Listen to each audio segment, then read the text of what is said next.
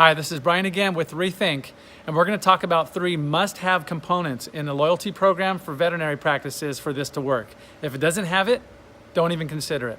Number 1, we've got to drive visitation. If we can't get visitation up, you're not going to make money, and that's the whole point.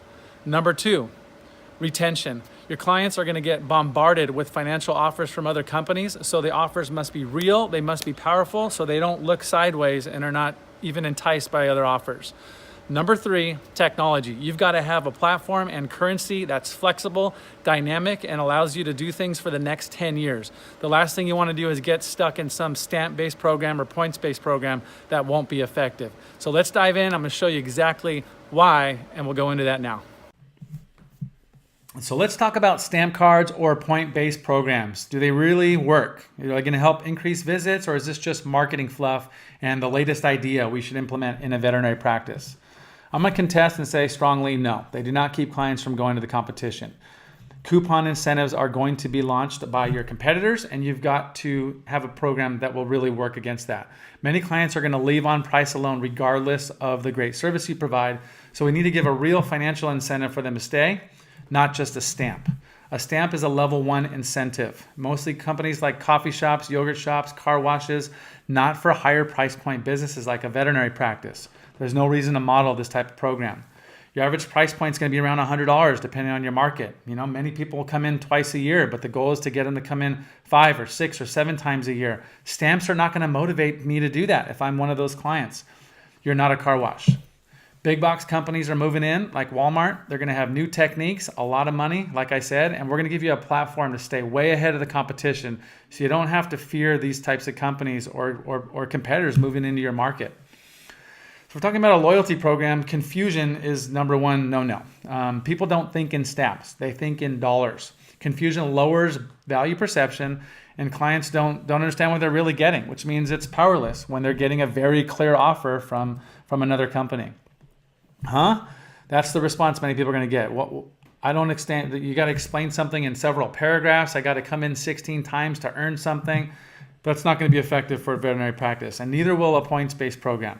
There's hundreds of other companies that do points-based programs. A lot of them are in error as well, and you're copying them with that because I don't know what a point is. I don't want to have to do math, and it's confusing, and confusion is disconnect from what real value is. So we need to have a real value, and a client has to have a real incentive in order to eliminate their barrier to entry. There's an invisible barrier to entry that people have that's going to change their behavior. And so there's a lot of hindrances to that. Reminders may work, but they're not always going to motivate compliance. Is it a real trigger? Maybe sometimes, but sometimes you need a little more than that. If you visited some of our clients, our users, you're going to find testimony after testimony where people are bringing in pets they didn't even know they had because of the membership design. So let's talk about membership. Membership should be the platform or the wrapper that your loyalty program should be wrapped with. Why? Because people belong when they are a member of your practice. They feel like family. It is a great way to define the relationship. Membership with a rewards currency is even better. It's going to have a high value perception.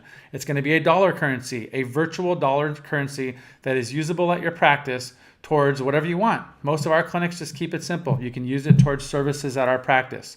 But we're going to be able to shift clients from a low price mentality and having their eyes focused on just the price to a value mindset that they clearly understand.